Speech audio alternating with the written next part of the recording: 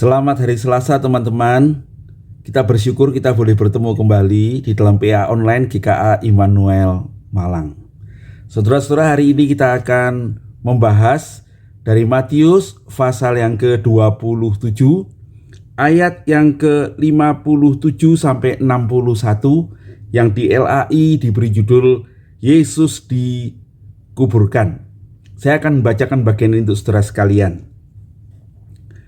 Menjelang malam, datanglah seorang kaya, orang Arimatea yang bernama Yusuf dan yang telah menjadi murid Yesus juga.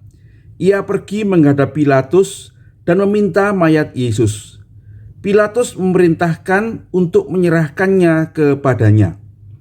Dan Yusuf pun mengambil mayat itu, mengapaninya dengan kain lenan yang putih bersih, lalu membaringkannya di dalam kuburnya yang baru, yang digalinya di dalam bukit batu, dan sesudah menggulingkan sebuah batu besar ke pintu kubur itu, pergilah ia. Tetapi Maria Magdalena dan Maria yang lain tinggal di situ, duduk di depan kubur itu. Berbahagia kita sekalian yang baca firman Tuhan, merenungkan kebenarannya dalam hati kita dan hidup berjalan dalam tuntunannya. Mari kita berdoa sebelum kita bersama-sama merenungkan bagian ini.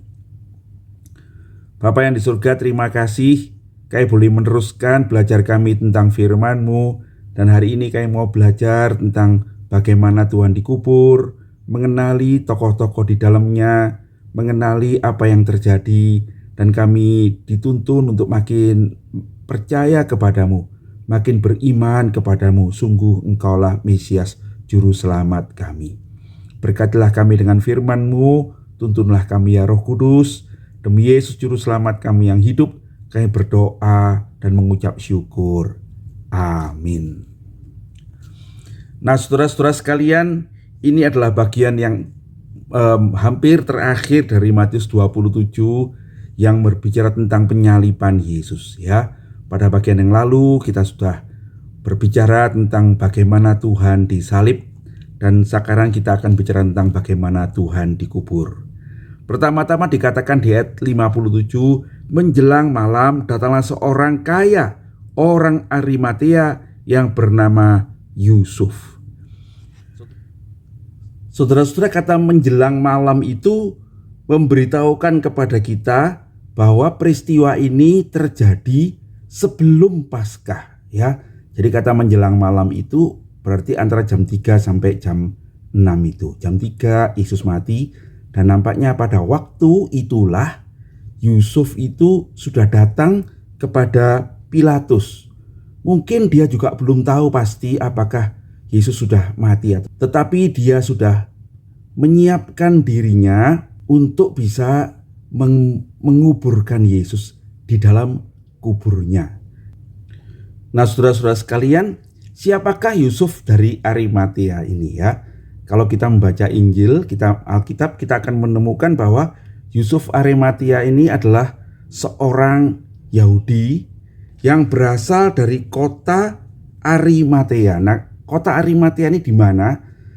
Tidak ada di dalam peta kita. Tetapi Lukas memberi catatan bahwa itu adalah kota orang Yahudi ya, yang menunjukkan kota itu sangat banyak orang Yahudi atau didominasi orang Yahudi. Penafsir mengatakan itu pasti dekat dengan Yerusalem di daerah Yehuda. Ada penafsir lain yang mengatakan Arimatea itu mungkin adalah Ramah, tempat Samuel berasal, yang dekat dengan Bethlehem, dengan Yerusalem juga. Nah itu ya, sebatas itu yang kita tahu. Tapi yang jelas Yusuf Arimatea ini adalah orang yang tinggal di daerah orang Yahudi ya. Dan mungkin itu sebabnya dicatat juga bahwa dia adalah anggota Sanhedrin. Di dalam Lukas dikatakan dia adalah anggota Sanhedrin, sama dengan Nikodemus. Dan rupanya bersama-sama dengan Nikodemus, dia adalah orang-orang Farisi, ahli Taurat yang mengikuti ajaran-ajaran Yesus. Itu sebabnya dikatakan seorang murid Yesus. Di ayat 57 disebutkan yang telah menjadi murid Yesus juga ya. Jadi namanya bukan dia sendiri, tapi beberapa orang, dan salah satunya kita mengenal ada Nikodemus ya. Nah, mereka ini adalah orang-orang yang menjadi murid Yesus dalam arti mengikuti ajaran Yesus. Tetapi nampaknya mereka ini masih mengikuti secara diam-diam. Itu dicatat oleh Yohanes ya. Yohanes mengatakan bahwa Yusuf ini adalah seorang murid Yesus, tetapi dia mengikuti Yesus secara diam-diam karena takut pada orang-orang Yahudi itu. Dikatakan berikutnya adalah orang ini adalah orang yang benar dan yang baik, yang tidak setuju dengan tindakan para anggota Sanhedrin yang lain yang akan mencelakakan Tuhan Yesus. Itu dicatat dalam Lukas ya. Dan Markus mencatat bahwa Yusuf dari Arimatea ini adalah seorang yang menanti-nantikan kerajaan Allah, yang menunjukkan orang ini adalah seorang yang bersungguh-sungguh belajar tentang kebenaran ya, menantikan kehadiran Sang Mesias. Nah, kemudian di dalam Matius ini kita mengetahui juga bahwa dia adalah seorang yang kaya ya. Ini diperkuat dengan catatan dari Yohanes pasal 19 yang mengatakan di dekat situ orang ini punya kubur yang rupanya adalah sebuah taman dan ada goa di dalamnya yang digali dan itu masih baru ya. Dan dikatakan disitulah nanti Yesus akan dikubur. Nah, orang ini saudara-saudara datang kepada Pilatus. Jadi kalau orang bisa datang kepada Pilatus itu berarti dia orang yang punya jabatan ya, yang cukup dihormati pada masyarakat, sehingga dia datang pada Pilatus dan nampaknya dia berkata pada Pilatus, berikan nanti mayat orang itu kepada saya akan menguburkannya.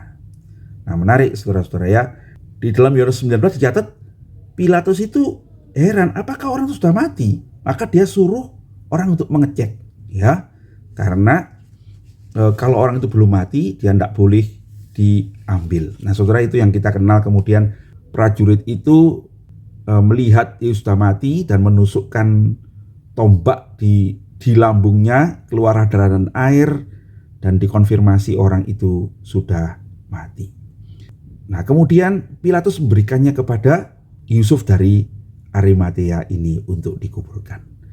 Karena begini, di dalam hukum Yahudi, mayat seorang penjahat itu tidak boleh bergantung pada kayu atau tempat hukumannya itu kalau dia disalib sepanjang malam ya, melainkan harus dikuburkan pada hari itu juga ya. Itu terdapat dalam Ulangan 21 ayat 22. Begini firman Tuhan, mayatnya jangan dibiarkan semalam-malaman pada tiang itu, tetapi haruslah engkau menguburkan dia pada hari itu juga. Nah, ini adalah aturan yang mengikat bagi orang Yahudi. Ya, jadi karena itulah mereka akan minta mayat itu untuk dikuburkan. Nah, kalau orang itu belum mati, seperti kita sudah bahas yang lalu, orang disalib itu bisa tidak segera mati, maka biasanya orang itu seperti yang dilakukan pada dua penjahat yang lain, dipukul dulu sendi-sendinya, lalu orang itu boleh diambil ya. Orang itu sudah setengah mati dan diambil dan diserahkan pada keluarganya. Tetapi kalau tidak ada keluarganya, maka biasanya pemerintah Romawi tidak mengizinkan orang lain mengambil. Takutnya nanti disembuhkan atau something yang membuat orang itu tidak jadi mati, tetapi harus dibiarkan. Kalau orang Yahudi itu harus diturunkan, dia mungkin dibunuh dan kemudian mayatnya harus ditaruh di pekuburan umum, dikubur di lubang yang sama itu kalau banyak orang, atau dilemparkan begitu saja di lembah Ben Hinnom. Dan kita tahu ada satu lembah di luar kota Yerusalem itu yang Gehenna itu yang menjadi asal kata neraka itu ya, Ben Hinnom itu yang katanya ada api yang tidak pernah padam itu ya, karena tempat pembakaran sampah itu, dan orang-orang yang mati itu dilemparkan ke situ. Tetapi kalau ada keluarganya itu yang boleh membawa mayat orang itu. Tetapi apakah Yusuf Arimatea ini keluarga Yesus? Nampaknya bukan. Nah saudara-saudara, di dalam konteks Tuhan Yesus, sesungguhnya keluarga Yesus itu tidak ada yang tinggal di Yerusalem. Ya, mereka adalah orang-orang Galilea, orang-orang Nazaret. Jadi mereka tidak mungkin membawa mayat itu kemudian membawanya ke tempat asal, karena hari itu mau Sabat. Nah ini penting ya. Jadi menjelang Sabat itu jadi ada upacara yang dilakukan yang membuat nggak bisa dilakukan tuh upacara pemakaman bertele-tele gitu. Hanya ada waktu sekitar 3 jam saja. Nah saudara-saudara sekalian, karena itu tidak ada keluarga Yesus yang mengklaim mayat itu, tetapi ada seorang murid nih ya, yang di Yerusalem yang punya kuburan, seorang yang kaya, yang kemudian punya hubungan dengan Pilatus, yang kemudian meminta mayat itu. Nah ada penafsir yang mengatakan Pilatus itu sebetulnya sudah tidak nyaman ya dengan penghukuman Yesus. Kita tahu ya pergumulan batinnya, dia diingatkan istrinya bahwa Yesus orang benar. Ketika ada orang yang mau mengurus mayat itu, sepertinya Pilatus dengan segera memberikan izin. Sepertinya biar segera beres begitu ya barangkali. Nah tapi kita tidak tahu persisnya. Yang jelas dengan permintaan itu Pilatus menyuruh memeriksa Yesus sudah mati, dan kemudian dia segera mempersilahkan Yusuf untuk menurunkan mayat itu. Nah saudara-saudara, kemudian dicatatlah di dalam Alkitab bahwa Yusuf pun mengambil mayat itu, mengapaninya dengan kain lenan yang putih bersih, lalu membaringkannya di dalam kuburnya yang baru, yang digalinya dalam bukit batu. Dan sesudah menggulingkan batu besar ke pintu kubur itu, pergilah ia. Saudara-saudara sekalian, kemudian Yesus dikuburkan oleh Yusuf dari Arimatea itu dengan secara yang layak. Disebutkan dia dikapani dengan kain linen yang putih bersih, yang menunjukkan ia dikuburkan dengan cara yang terhormat, dia dirawat baik-baik. Dan kita akan membaca pada bagian yang lain dalam Injil, sesungguhnya hadir juga Nikodemus ya, yang bawa rempah-rempah dan merempah-rempahi mayat Yesus itu. Dan kemudian membalutnya dengan kain peluh, dilakukan pembalutan dengan baik, dan kemudian mereka memasukkannya dalam sebuah kubur yang baru ya, dibaringkan di situ. Dan kemudian kita melihat itu ada perempuan-perempuan yang bersama-sama di situ ya. Ada Maria Magdalena, ada Maria yang lain, itu kata Matius, tetapi Markus mencatat itu Maria ibu Yoses. Barangkali juga beberapa yang lain ikut membantu menguburkan. Bahkan setelah kubur itu ditutup dengan batu, kedua wanita itu masih di situ. Nah saudara-saudara, itu juga memberitahukan kepada kita bahwa itu sebabnya Maria Magdalena dan Maria yang lain itu nanti bersama dengan 2 perempuan yang lain ketika pagi-pagi datang ke kubur Yesus, mereka tidak mungkin kesasar, karena sungguh-sungguh mereka mengikuti sampai batu itu digulingkan. Jadi mereka mengenali betul kubur Tuhan Yesus. Nah saudara-saudara, apa yang bisa kita pelajari dari PA kita hari ini? Yang pertama-tama saudara-saudara, Yesus Kristus adalah Mesias yang dijanjikan itu. Bahkan sampai pada matinya, dia itu menubuatkan tentang Sang Mesias. Saudara-saudara, menarik ya, bahwa sesungguhnya Kristus itu dikubur di dalam kuburan orang kaya itu ya. Itu adalah menggenapi nubuat dari Yesaya 53 ayat 9. Yang dalam Alkitab kita dalam bahasa Indonesia memang dicatat bahwa dia itu dikuburkan di antara orang fasik ya, kuburnya di antara orang fasik. Tetapi kalau kita membaca terjemahan bahasa Inggris dan yang mengacu pada bahasa aslinya itu adalah dia dikuburkan di dalam kuburan orang kaya. Begitu ya, di dalam kuburan orang kaya. Saudara-saudara sekalian, Yusuf mungkin tidak berpikir dia akan menguburkan Yesus suatu kali. Ya, dia cuma melakukan apa yang Tuhan ingin lakukan aja. Dan kemudian dia menggenapi nubuat Nabi itu. Jadi saudara-saudara, seluruh kejadian ya, dari kelahiran sampai kematian Yesus Kristus, Matius sengaja mencatatkan perkataan itu ya. Yusuf Arimatea, orang yang kaya, itu jelas menunjukkan bahwa dari kelahirannya sampai kematiannya. Sungguh dialah Mesias yang dijanjikan, Mesias yang dinubuatkan itu. Ya, itu yang pertama. Mari karena itu kita semakin yakin sungguh Yesus Kristus adalah Tuhan dan Juru Selamat. Yang kedua, saudara-saudara, kita belajar tentang adanya murid-murid yang tersembunyi ini ya, yang muncul saat diperlukan, ya, yang semuanya itu terjadi. Jadi adanya Nikodemus dan adanya Yusuf dari Arimatea ini, yang sesungguhnya mereka itu semuanya muncul demi apa sebetulnya? Demi terlaksananya maksud Tuhan, ya. Murid-murid lain yang bersama-sama dengan Tuhan Yesus itu tidak ada. Mereka adalah orang-orang Galilea, dan karena peristiwa ini mereka sedang tersebar di mana-mana. Bahkan Yohanes pun nampaknya bersama Maria, ibu Yesus, sudah meninggalkan tempat itu ya. Tetapi hadirlah tiba-tiba Yusuf dari Arimatea, Nikodemus, yang datang untuk menguburkan Yesus dengan cara yang terhormat, yang menempatkan Yesus di kuburan orang kaya. Yusuf dari Arimatea ini punya kuburan yang kata Yohanes di dekat situ, ya, ada sebuah taman, ya, yang Tuhan atur supaya itu menjadi kuburan Tuhan Yesus. Sehingga genaplah nubuat kitab suci, dia dikuburkan di antara orang kaya, saudara-saudara ya.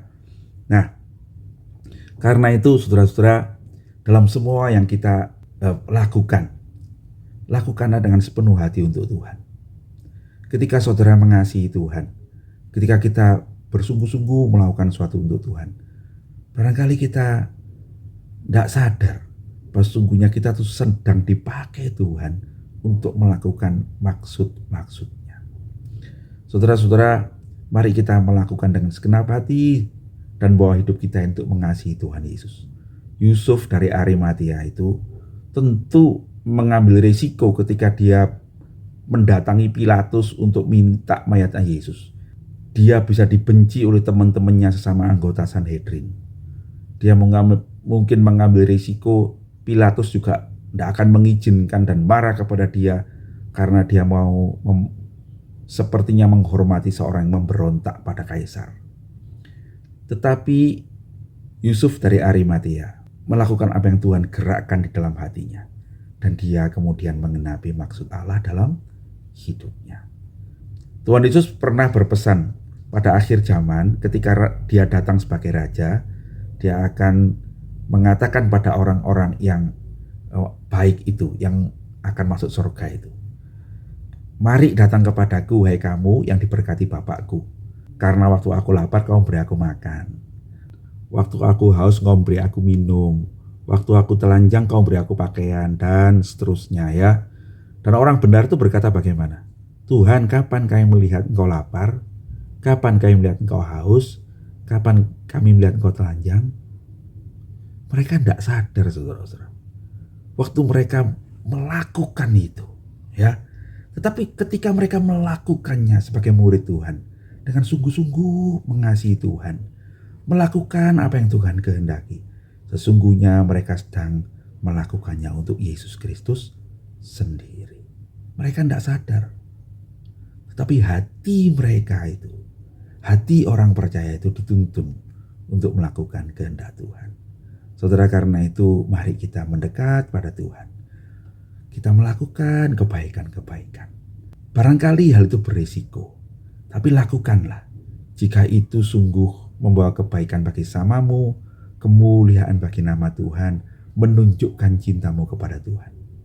Orang bisa mengkritik, orang bisa menyalahkan, tapi percayalah, Tuhan melihat hatimu, dan kalau Tuhan izinkan itu kau lakukan, kita lakukan, pastilah suatu hari kita akan mengerti itu untuk kemuliaan nama Tuhan, untuk menyatakan maksud Allah dalam hidup kita.